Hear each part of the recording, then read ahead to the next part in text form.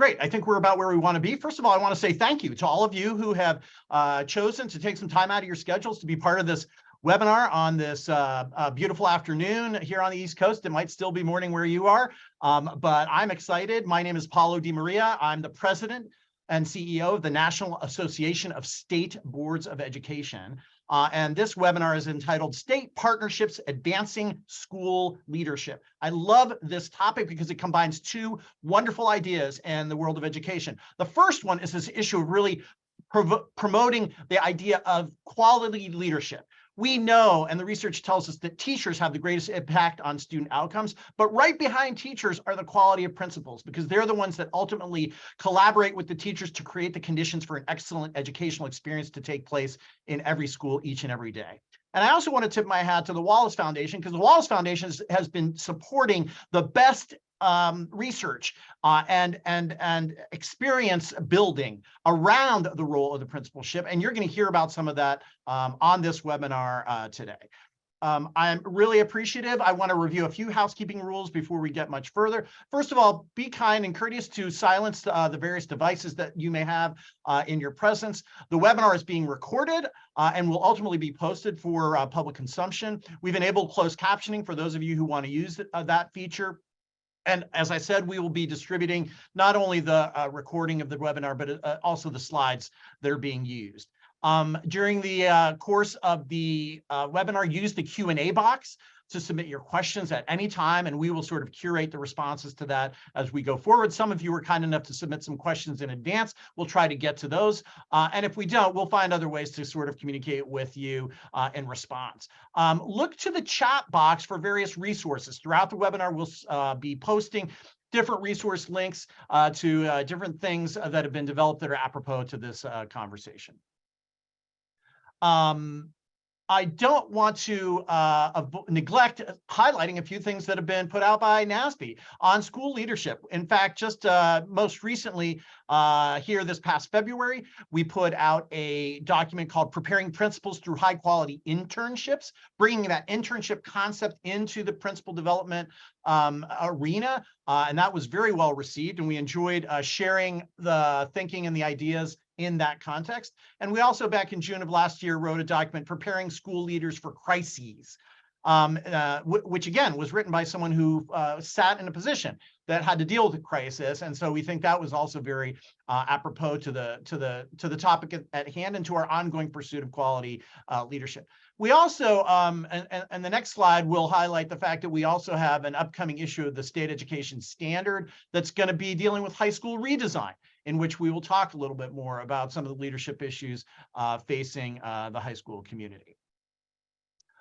We also have some other upcoming events. On May 1st, we'll have our NASB member office hours, where we're going to feature the Center for Assessment. On May 10th, we're going to be hosting a webinar as part of our early childhood education portfolio around working with institutes of higher education to advance the early childhood education workforce.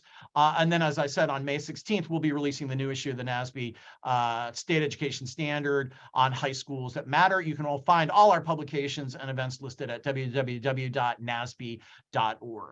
So without much further ado, I do want to thank our webinar partners, the Council of Chief State School Officers, the National Governors Association, and the National Conference of State Legislatures. It's particularly apropos to this topic because it's about partnerships. And we love our partnerships with the other key policymaking organizations, the chiefs, the governors, and all our legislators throughout the nation.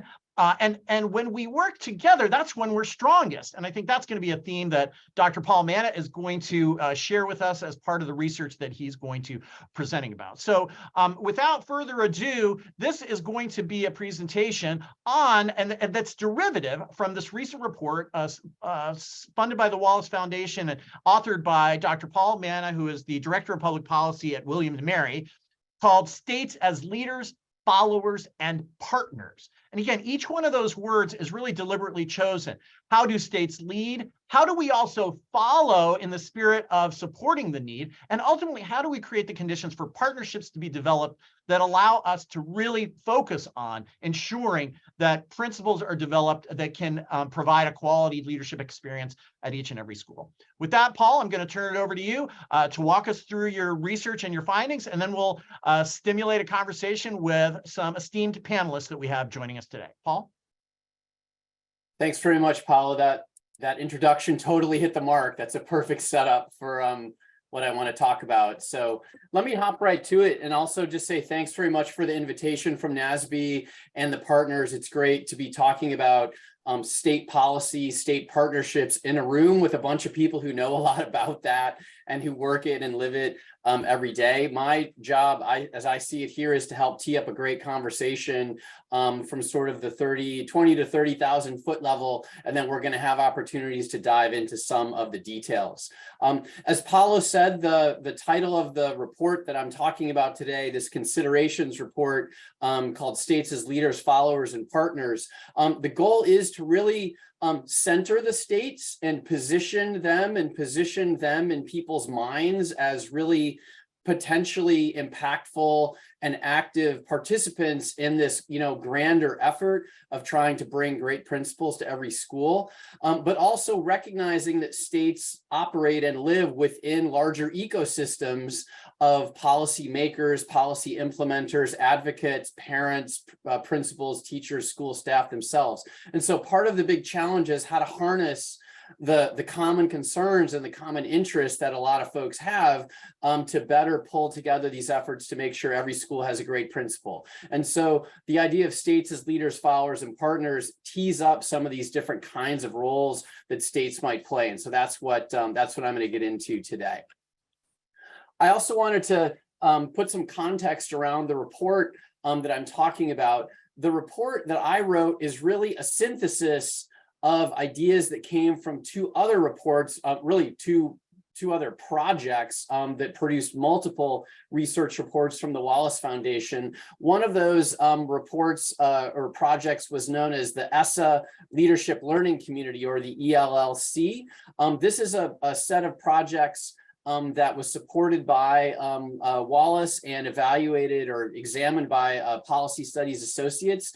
The goal here with this project that was implemented across several different states was to try to use the flexibility and some of the potential for creativity built into ESSA for states to do something interesting around school leadership.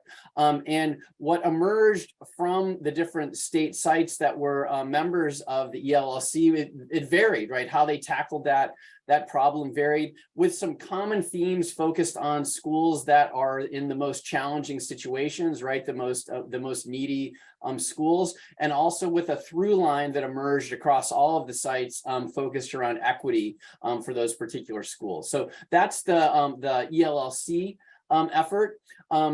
And then that's contrasted with the UPPI effort, which is this other initiative from Wallace that was evaluated by RAND. There's a commonality across both of these in that both were obviously focused on the principalship and trying to improve principals across the states.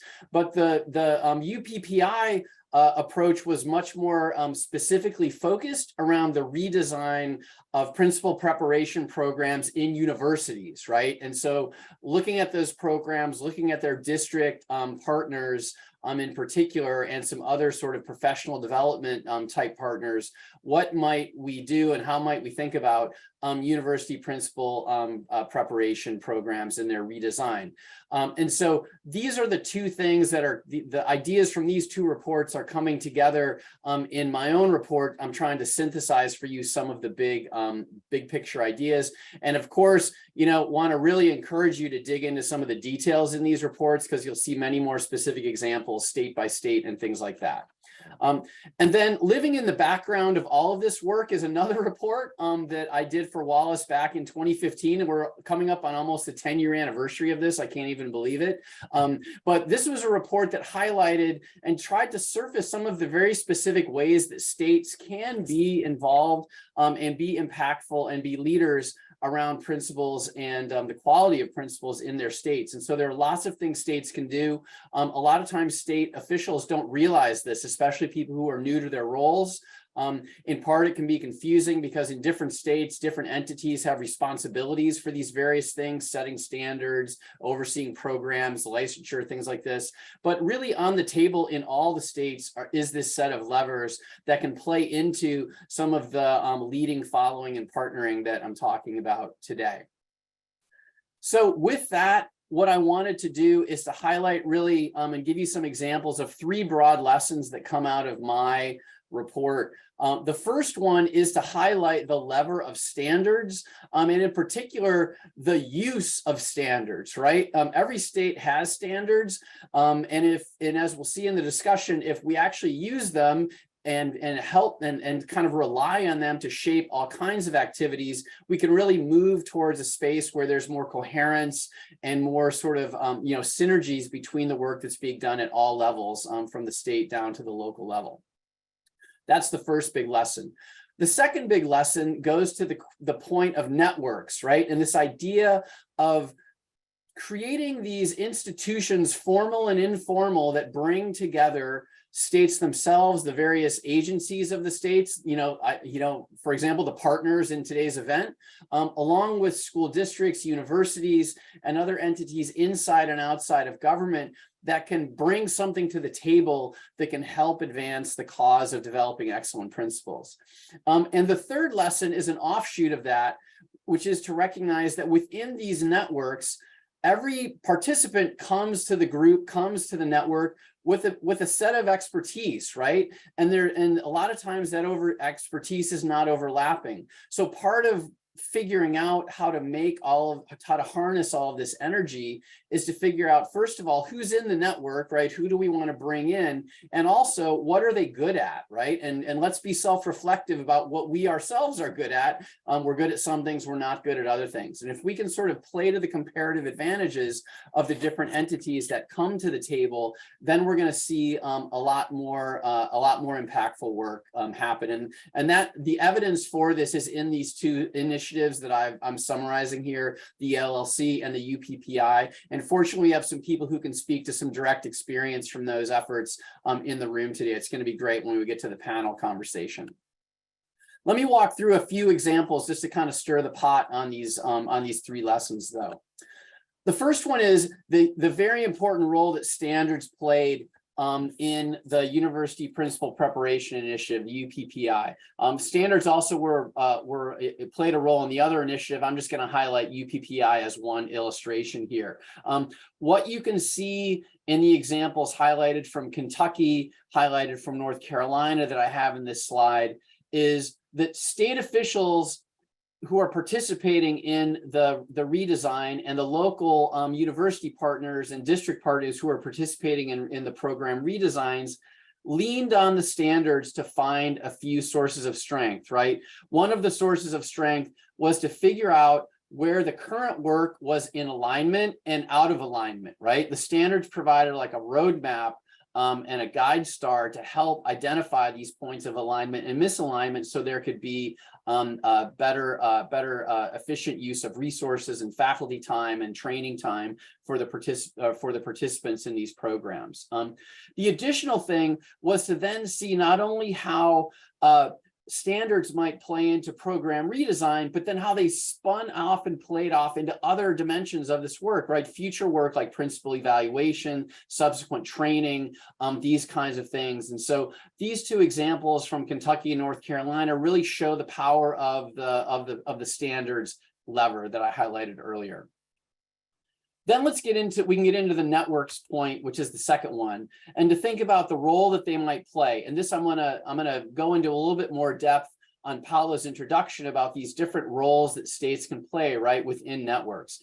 Sometimes states, it's appropriate for them to be the leader, right, to set expectations, send strong signals about the direction that work should go. And sometimes this is just simply a result of the constitutional mandate that states have, right, to provide education in their states, and certain duties that laws and regulations have given to state agencies and other entities in the state. So sometimes there are moments where states certainly should be leaders.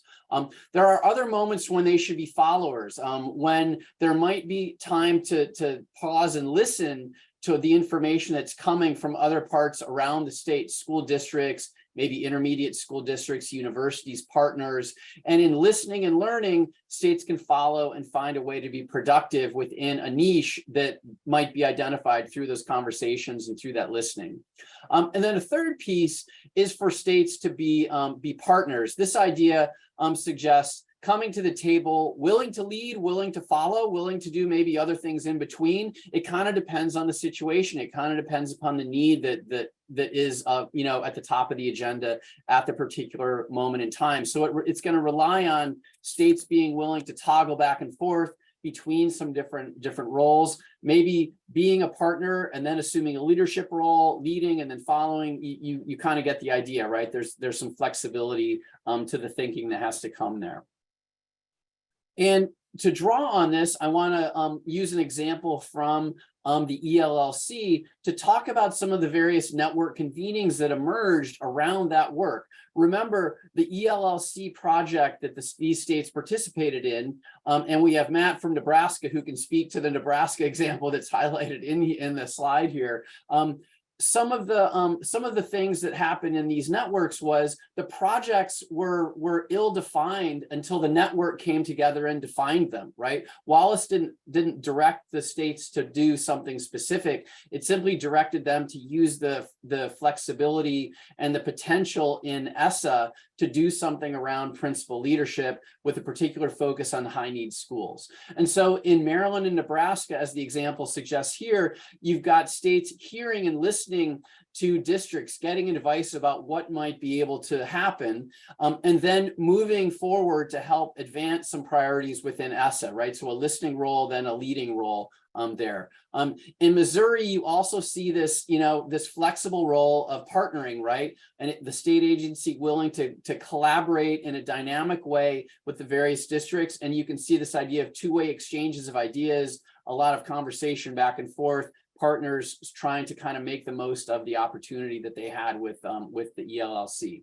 And so this is a great example, some concrete illustrations of what you saw happening in some of the states. And one reason why these kinds of things worked in the ELLC and also in the UPPI initiative was because of the recognition of some comparative advantages of the different partners, right? And so in this next slide, I want to just illustrate a few of these ideas, right? So if you think about the different categories of partners that were involved in these different networks, state agencies, local districts were big, principal preparation programs, and then kind of this broader open-ended category of non-governmental organizations. Some of them were, you know, sort of like the professional development shops that exist out there that some of you have heard of, the Leadership Academy from New York, Dazzle from Delaware, and others like that. There's also some of the non-governmental organizations were advocacy groups that were brought to the table, affiliates of the National Urban League, for example, in some of the cases. And so if you look across these different roles, what you see is each network partner brings a particular strength to the table. And when all of the partners can work together in ways that leverage these strengths, then the networks are going to be more productive. We're going to be able to do more high quality things to develop excellent principles. And that's going to really get us to a place where we really want to be, get us on a trajectory where we really want to be. And so thinking about the different networks that you might be involved in, I know we have a lot of state folks in the room, for example, you know, you can see the top 4 things. States have a powerful role to play in just setting the agenda. What, you know, start talking about things. Because of the role you play, that's going to make it in some ways automatically important, right? The sort of bully pulpit role that states play. The powerful role states have in interpreting and applying rules and regulations. We often think of that through sort of a compliance lens, but when there's some listening to the ground level, there can also be some creativity that comes into this. It's not just about box checking and following rules. One of the most sort of underused but increasingly noticed roles of states in this space is as a role of sharing information, right? Being a convener, getting people together who can share ideas. The state doesn't have to know everything. The state just needs to like bring people to the room who know a lot, and then that sharing can take place, and the state can be in a sense like a switchboard for these kinds of exchanges. And then obviously funding is something where states can play a powerful role. Funding is tight. And so the ability to leverage networks is really important, because that can help stretch those scarce dollars that everyone is working with. So I'm going to end there and say thanks so much for your attention. And I hope some of these ideas have given you some good thoughts and some good things you might pursue.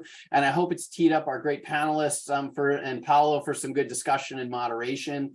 Let me just close by inviting all of you to be in touch. You see my contact information on the screen, and I know that's going to be distributed as well.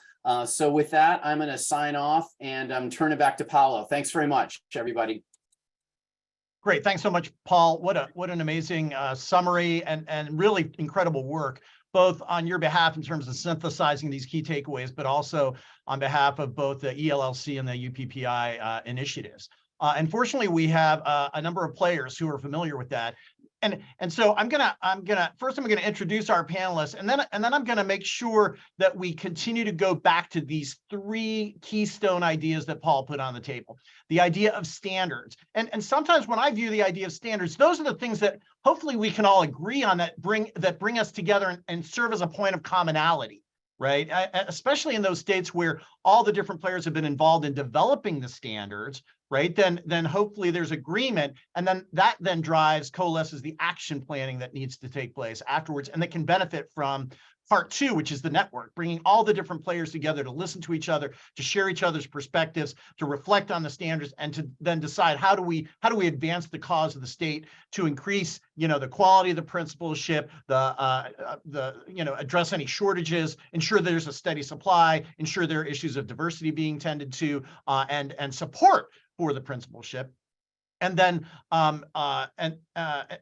finally, this notion of each of us bringing comparative advantage to the table, which makes, I'm always telling people, when we work as partners, we are always going to be stronger and more impactful, because we're bringing together each other's comparative advantages and their perspectives. Francisco Escobedo is the superintendent of Chula Vista Elementary School District in the San Diego area. He is also a member of the California State Board of Education, which is why we at NASB love him. And he also was a participant in the San Diego State University UPPI work. So he has direct knowledge about that project in the context of the work that San Diego State did. Matt Blomstedt is the former chief state school officer for the great state of Nebraska, a longtime friend of mine, and did incredible work. He was part of the ELLC component of the Wallace work, and will share with us some of his experiences from there. And then Alana Berry represents the governor's office. She works for Governor John Carney from the great state of Delaware, and is involved in his education initiatives. And one of the nice things about this particular panel is when Paul has that state agency category, the districts and the others want the state to be on the same page. If they hear different things from the chief or the board or the governor or whatever, that just creates, challenges. And so the nice part about this panel is we're trying to bring those different state perspectives, informed by things like local district perspective, which Francisco brings, and other perspectives to the table as we have this discussion. So Francisco, I want to start with you. Reflect a little bit on the work you did as part of the UPPI project, what it's meant for your district, and for the principal quality in your particular area. And then at the end, I'll ask you maybe to put your state board hat on and reflect a little bit on the state's work in creating the conditions for the good work of principal leadership development to happen. Absolutely. So really, we were part, I believe it was the second cohort through the Wallace Foundation utilizing the UPPI, and I was one of 3 local superintendents at the time, back, I believe it was 2016 to 2017.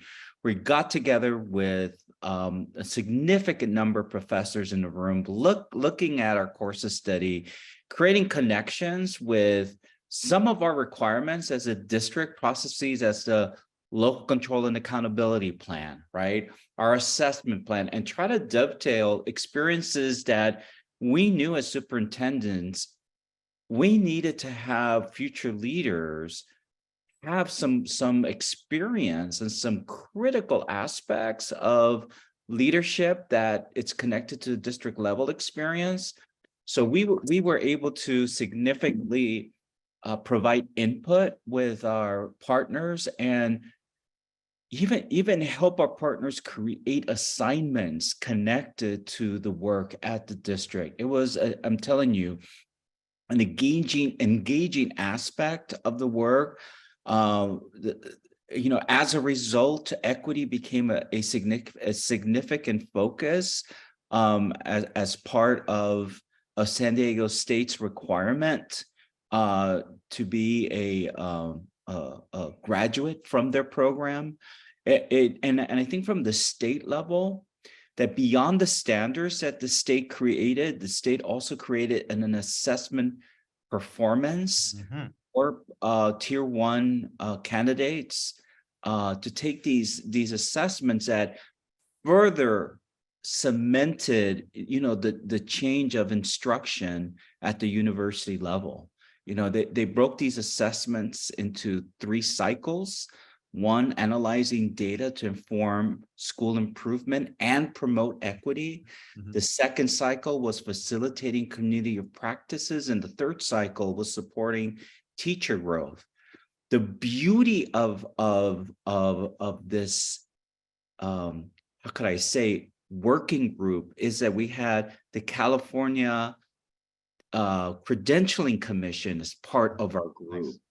And a lot of our ideas and thoughts on the creation of these assessments directly inform her decisions on how to pace these assessments and what to ensure the rubric entailed for passing grade.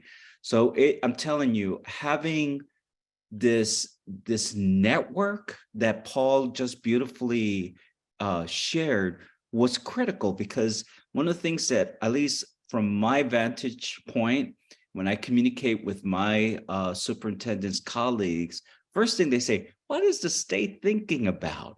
What? This doesn't make sense, right? What are they doing down there in Sacramento? Yeah, don't they know how much time this takes? I'm telling you, because of this amazing networking capacity, those pain points were not there anymore.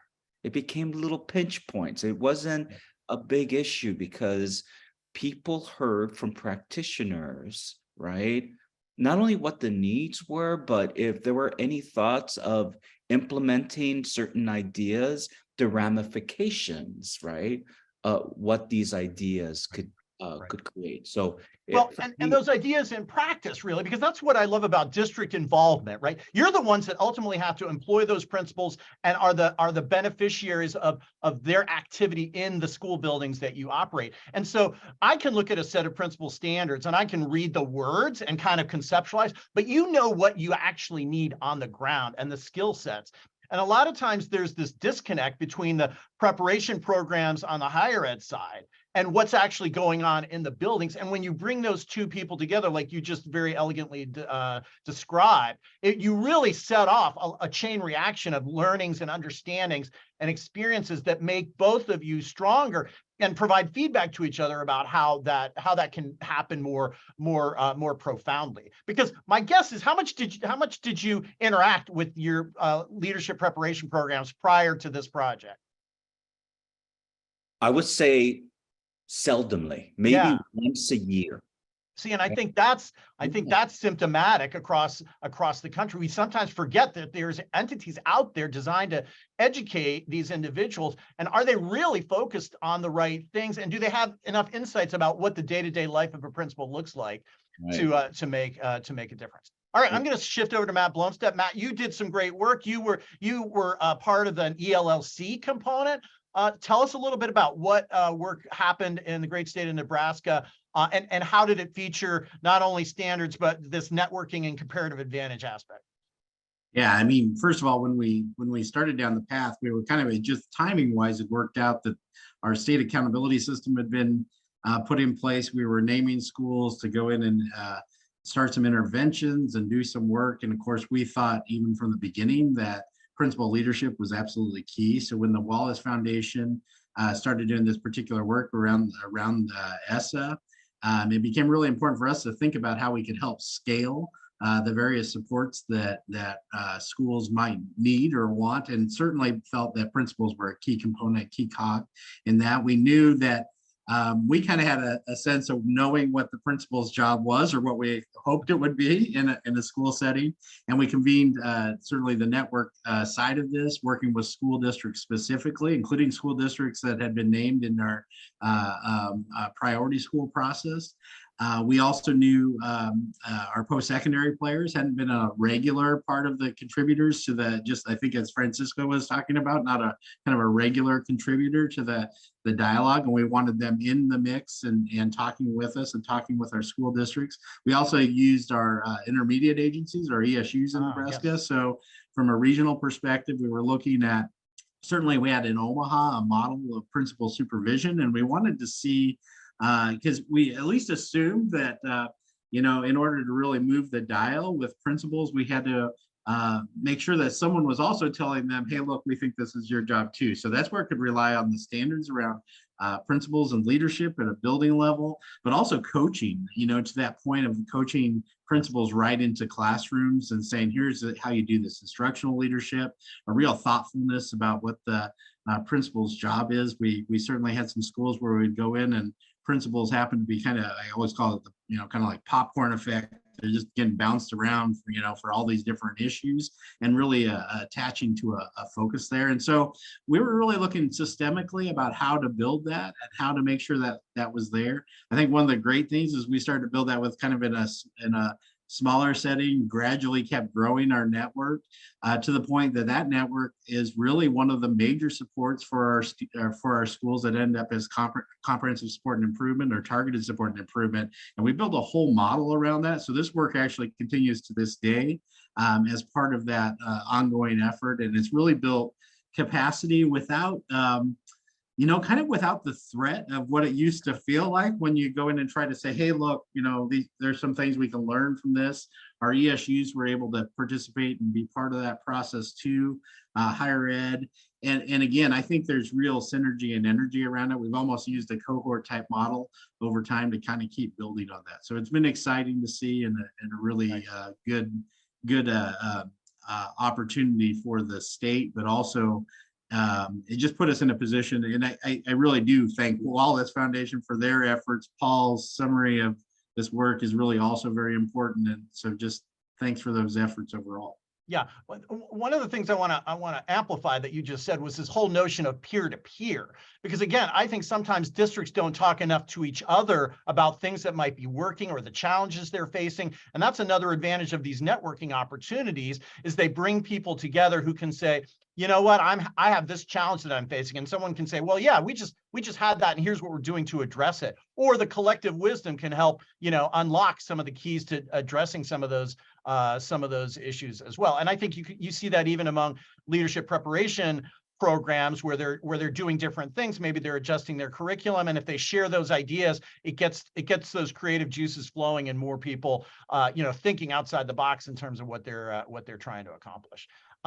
So again, we're starting to see that these networks, they can happen locally, maybe built around a university program, but there's also this notion where the state needs to be at the table, district representation needs to be at the table, other policymaking decision makers need to be at the table. And then as Paul mentioned, sometimes there are these, I know the ELLC in particular, we had one in Ohio when I was the superintendent there, we had the Urban League at the table, and really getting that community, not only investment into the work of great principals, but also their perspectives about what they were seeing and needing in their communities was absolutely eye-opening to not only those of us at the state level, but also to the district folks and the university program folks. Yeah, and I just echo the Urban League piece. That was another big part of our process. So in engaging schools in different ways and finding comfort levels for them to do the work was absolutely key too. Yeah. And one of the questions submitted in advance had to do with diversity. And again, making sure that diverse voices are at the table as this work unfolds through the urban leagues, through NAACP, through your Hispanic organizations and other group organizations really is important, because that community engagement and partnership, right? It's not just engagement, it's really that partnership can really have profound impacts on the objectives of increasing the diversification and the quality of the principal force employed in any particular state or community. All right, I want to shift to Alana. Alana's been very patient. I want to hear about the great things that Governor Carney is doing in Delaware in the area of education and leadership. So please share with us some of your activities. Yeah, thank you so much. And thank you so much for having me and really framing this conversation around those 3 pillars: standards, networks, and comparative advantages, because I think the work that's happened in Delaware kind of really epitomizes how all 3 of those pieces work together. One of the things that our governor always says is that his job is to make it easier for everyone else to do their jobs. And I think that's the approach that we took when it came to supporting school leadership, and also why we focused on school leadership in our state, right? And so, school leadership is an effective tool towards both school improvement and student achievement, which are things that, not unlike other states, we've struggled with in the past in our state. But we know that it can be really challenging and complex, and requires a real knowledge-based, it's a real knowledge base from the professionals in that particular field. We've also seen, not just related to COVID, but prior COVID, that retention is really challenging for our school leaders in particular, as well as educators in general. And so kind of taking all of those pieces, how did we think about that and then implement it into the programs that we have? And so when we think about standards, right, Delaware does have unified standards for our school leaders and educators through a regulation. And again, that work wasn't done in isolation. It was done in partnership with community members, with constituents, with feedback from others.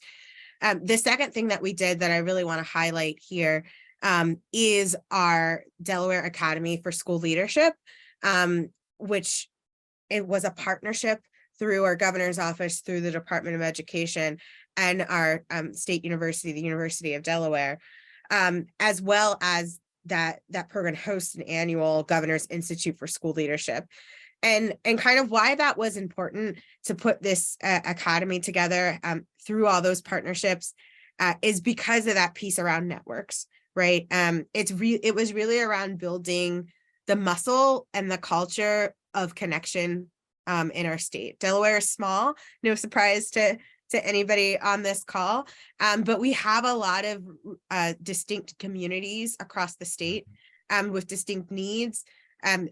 Very much our teeny tiny state mirrors many of the communities and challenges that you see across the nation. We're urban, we're rural, we're suburban, we're all of these different pieces in one small state. And so having a place where or building a program where we were bringing together school leaders to think through this together, to best practice share, as I think I've heard others name on the call already, and really lean on that network of support. We've seen drastic improvements since then, both in when we're thinking about school improvement, so environment, some when we think about student achievement, but more directly when we think about retention of our school leaders and educators in the state. And so, having that culture prior to COVID certainly supported us as we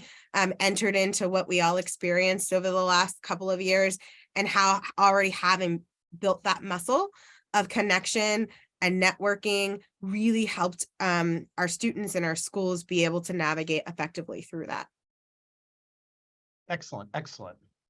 So here again, a governor is uniquely positioned to be a convener, to set priorities, But it doesn't always have to just be the governor, or it can also happen through a chief. It can also happen through a state board. And so some of you who might be listening to this conversation saying, hey, this is really interesting stuff. What can I do in my state? Part of it just starts with that simple act of bringing some people together, right? Bring some people together and understanding, what data do we have? Gain a shared understanding of the research and what does the evidence show. Start with these Wallace reports, which the first one was really about what are those qualities of leadership that we need in our principals, and then from that start building out. Okay, where are we? What's the current state, and where do we need to go, and how do we work better together? So I want to open it up to the three of you to maybe reflect a little bit on process, right? How did you start bringing people together, and what were some of those earliest conversations like? And because after we talk a little bit about that, then I want to go into implementation. It's great to have conversations, right? It's great to maybe plot out, some objectives that you want to accomplish, but what does implementation and action actually look like? Who wants to weigh in on that? Matt, you want to get us started? I'll kick it off a little bit. I was thinking as you were talking about that, kind of those next steps that are interesting in networks becomes really important. And I think we came to it largely because we had an immediate need to figure out how we were going to start to scale and services for all the schools that were identified as targeted or comprehensive support and improvement schools. And then we really used the network to bounce around ideas how we would get that done. And so I think we had some very formal expectations of what would come out of that work, in addition to it was a fun group to be in because they were thoughtful and energized around doing the right things. And we kind of, one of my favorite things around kind of like management theory that comes from Deming is first remove fear. Like as we started to remove fear from the processes of improvement, people really started to dive and said, hey, look, I think this would make a difference, or I think this support would make a difference. And so what I would say, kind of key to that is not kind of the theoretical action steps that you probably have that people can kind of see from this meeting. But I think that next part are those real connections that start to happen when you realize you're working towards the same goal, when you have that chance to be able to do that. And then if you have some reason to formalize that that there's and we did in Nebraska, we basically said, hey, look, this is going to be our model for how we help schools. And that really helped move it forward from an implementation standpoint. Yeah. I love that linkage to your school improvement work because fundamentally that's where a great principal really is so important in advancing, that improvement agenda. Francisco, talk a little bit about, your role in bringing people together or some of the other partners that were involved in the work in San Diego. Well, I think I'll answer this in two parts. Locally within the district, we looked at what are our needs, and looking at some of our newest principals, what are the issues that we're facing with, sometimes teachers going into administration, which is a huge jump, right? And where are those gaps? And then we looked at, how do we better establish a pipeline, right?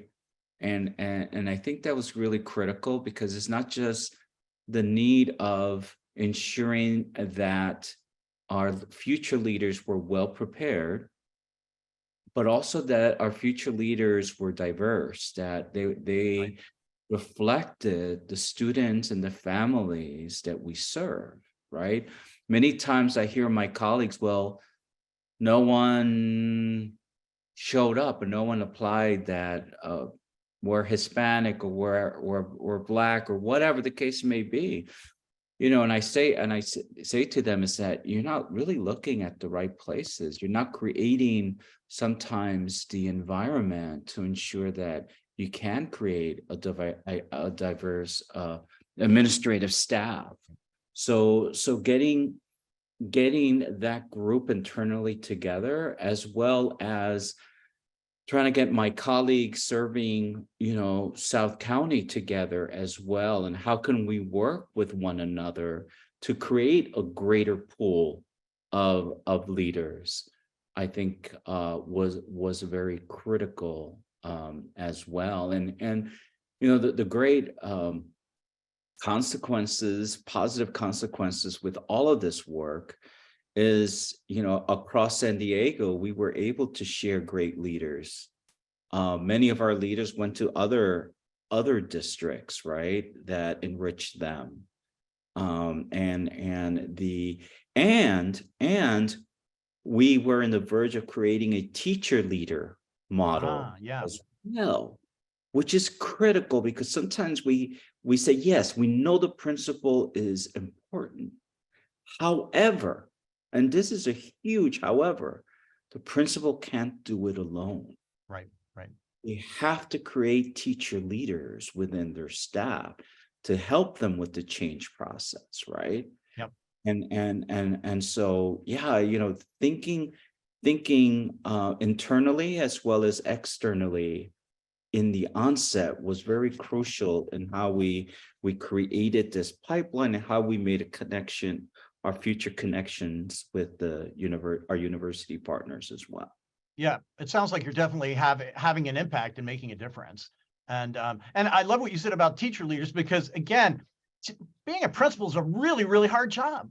It's a tough job. And so the more you can support that with a core of teacher leaders that can, you know, help support those burdens, can, again, to Alana's point, sort of create the conditions for that principal to be more successful and really maximize their leadership contribution.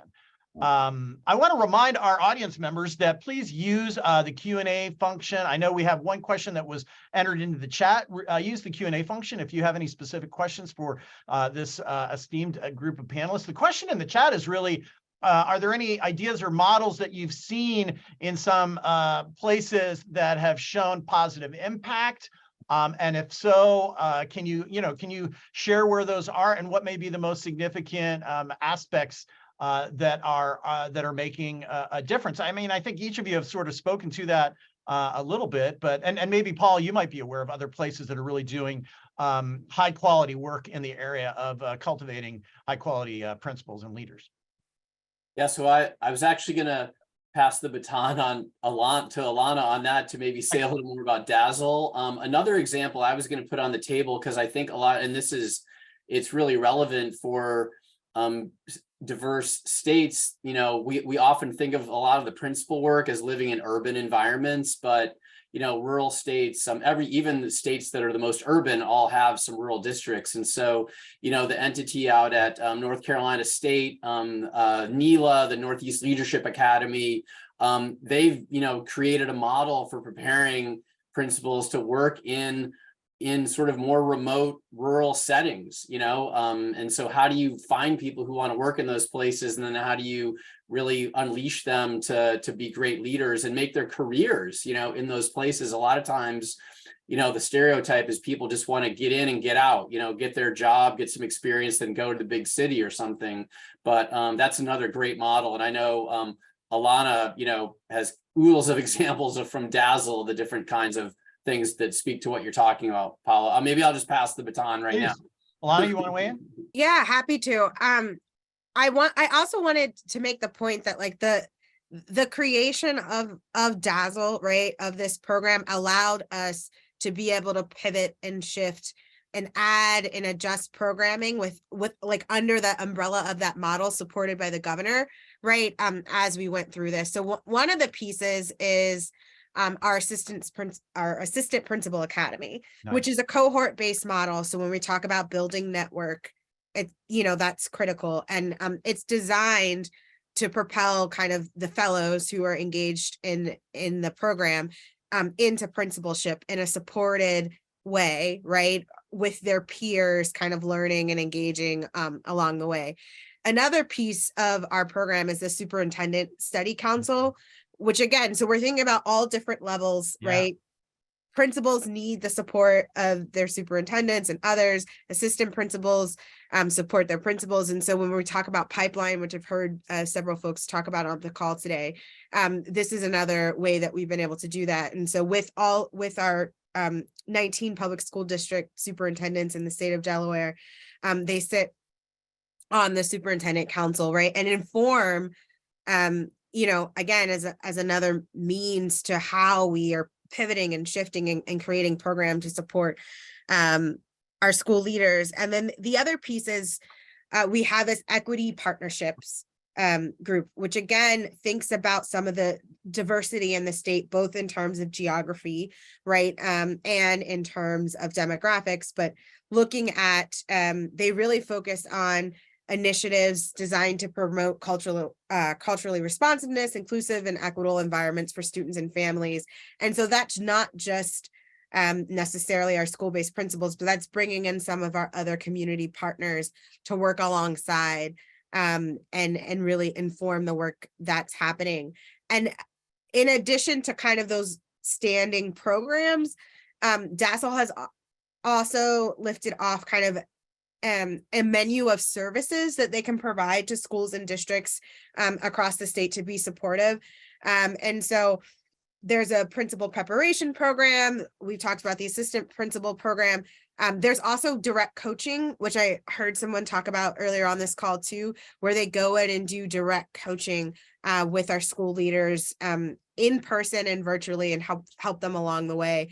There's a school improvement model as well. So when we talk about that piece of it, it's a schools going through improvement. It's a very discrete kind of set of skills, and they help and support them there. And then they also do general district support. So when you think about the whole, and we have 19 schools and districts, school districts in our state. And so they also have model that take a look at instructional rounds, curriculum audits, grant writing, et cetera, to support the whole district, which in turn supports the leadership and the pipelines that exist within that district. So I'll pause there. No, that's great. That's great. I love that. And I also think when it comes to those rural areas, Matt's point about the regional entities, because I'm going through my head right now thinking, okay, who are all the players you ought to bring around the table, right? And those regional providers are important. We haven't even mentioned the associations. Every state has associations of their either elementary school principals or secondary school principals, all of whom share this desire to make sure their members are supported and that there continues to be quality people moving into the profession. I also, think, to Paul's point, that some places that are working on grow your own strategies, right? Francisco says sometimes we wait around and nobody steps forward. Sometimes you have to invite people. So how do you get better at identifying who might have that disposition to be a great principal and bring them into the fold and help cultivate their leadership capabilities. Can I add one additional point Please. to that too, because this is another great example of the comparative advantage idea. Matt alluded to the Urban League partners, and one of the things that we know, advocacy groups and groups that are often left out of these conversations, when they are invited in, they help to check everyone's assumptions in the room, right? Because they have knowledge and they see things in the world that the traditional institutions, traditional leaders haven't seen. And so this idea that we can't find any principals who are Black to lead these schools. These groups say, wait, are you crazy? What are you talking about? Look around, right? And so sometimes, and it also underscores the point that, if you really do want to be collaborative and build networks, the conversations have to get real. It can't be just sort of like a pretend we're getting everyone together to work. Like, we are really going to work, and we're going to disagree, and we're going to have ways to talk to one another, to work through these disagreements. Again, read into the details of some of the ELLC and UPPI work. I mean, these real conversations happened, and they were hard often, but on the back end came, these great results. Excellent. One of our questioners is asking about data. What data helps inform this work most appropriately? Is there data that maybe you're starting to collect that you didn't collect before to, again, try to gauge the impact that you're having or the quality of the principalship in your respective jurisdictions? What kind of data is meaningful and maybe it's also like workforce shortage? Is it that sort of data? What's been helpful to you all in your efforts? For us anyway, I mean, one of the things, especially working with our TSI and CSI schools, we've tied it directly to the kind of the outcomes data that we're looking for. And but even more interestingly, sometimes we're helping schools look at data around time, like how they're spending time in certain particular efforts. Even passing time becomes a big, kind of a big issue. How much time did it take to actually get settled into a classroom? There's a whole bunch of data conversations that I think happen. Some of that data you have up at a state level and you look at the achievement results. But I think the more important data is kind of that functional process and administrative data that principals have at their hands. And so really networking among those folks has been important for our effort. Well, and building the skill set of principals to be better users of data, and frankly, of teachers better using data as well. Because I think so many times, we have this abundance of data, and yet when you sit right down and say, do you know how to, sort of slice and dice it in a way that it helps drive your actions, your activities, your efforts at improvement, you don't always get clear answers. So I think a lot of principal preparation work happening is around not only better understanding of data, but then the better use of data and what are the actions that are implied by the improvement opportunities that data might reveal. Anybody else want to weigh in on the data question? Sure, Paulo. I just want to share that I think it was the Learning Policy Institute conducted a positive outlier research back in 2016. So, and these were districts where majority poverty students, whether they're white, Black, or Hispanic, these are schools that showed significant student outcomes, right? Using poverty as a control.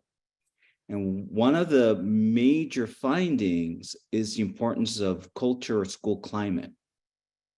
And I think that's, how do we capture how principals set a tone in the school climate aspect?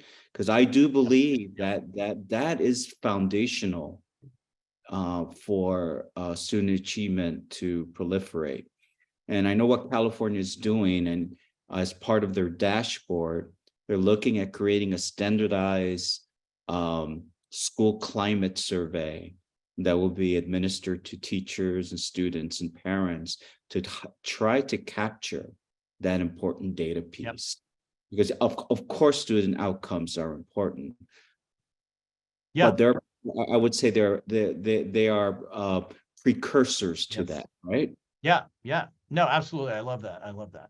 All right, we're getting close to time. I think let me ask one other question. Are there any efforts in the space of sort of non-traditional leadership preparation programs that are emerging? I know some districts have taken the bull by the horns and said, look, we're not getting what we need. We need to take ownership ourselves of doing that sort of in-house.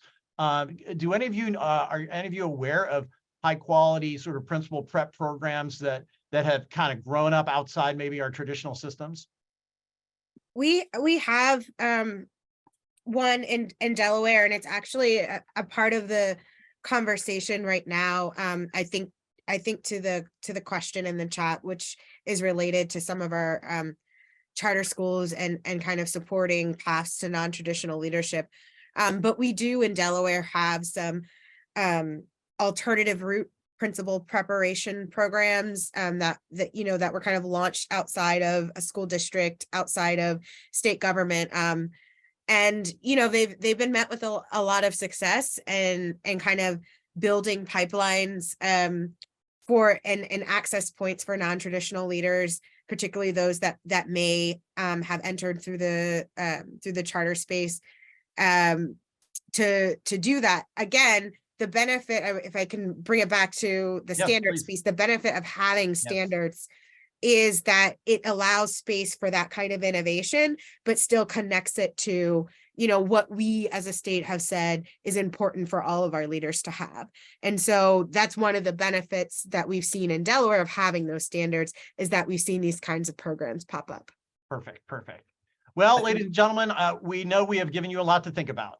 And hopefully, as you process what you heard today, I always challenge people to say, think of one thing you could do to make a difference. Somebody asked a question, how might I engage on the issue of school leadership? And some of that depends on where you stand.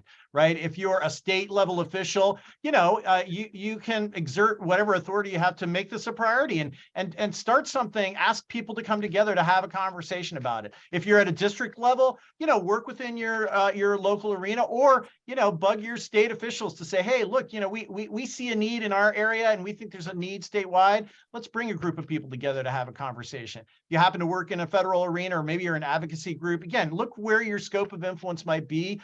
Recognize that key importance of the leadership in our schools, and raise your hand to be part of a process to help drive change and improvement. We're always happy at NASB to support people. If you have any other additional questions that surface as a result of this conversation, send us an email. We're happy to engage with you, point you to resources, and clue you into some of the work that we do on an ongoing basis around helping states develop policies that ultimately lead to excellent education systems and an excellent education experience for every student. With that, I want to thank all our panelists, Dr. Manna, Matt Blomstedt, Alana Berry, and Francisco Escobedo.